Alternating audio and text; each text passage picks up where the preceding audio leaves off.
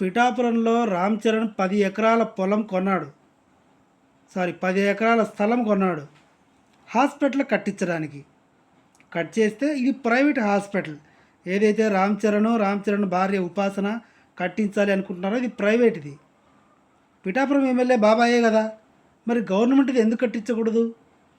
అంటే సామాన్య ప్రజలు కూడా వీళ్ళ హాస్పిటల్కి వచ్చి వేలు బిల్లు కట్టి ట్రీట్మెంట్ చేయించుకోవాలి, అంతే కదా. ప్రజలకు పనికొచ్చేది ఏంటి? Government hospital.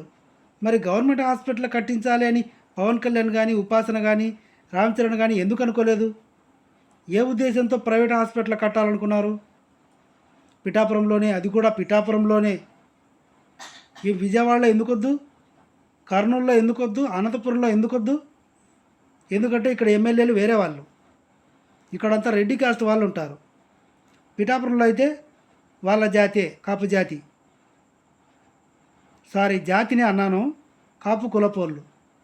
వాళ్ళ కులపోళ్ళు వాళ్ళ బలగం ఉండబట్టే అక్కడ 10 ఎకరాల స్థలం తీసుకున్నారు. ఇది గవర్నమెంట్ స్థలమై కబ్జా చేసి కొన్నామని బిల్డప్ ఇస్తున్నారో లేకపోతే నిజంగానే కొన్నారో, అయినా కొనాలనుకుంటే వాళ్ళకి ఎంతసేపు, చిటికలో కొనేస్తారు.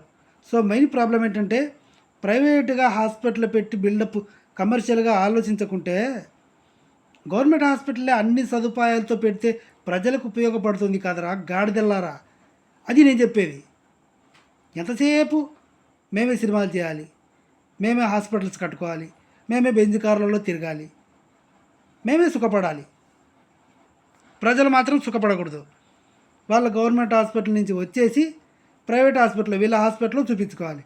మన కులపొడిదే, మన పిఠాపురం ఎమ్మెల్యేదే హాస్పిటల్ అనే ఉద్దేశంతో అందరూ వెళ్ళి లక్షల ఫీజు కట్టి తొప్పించుకోవాలి.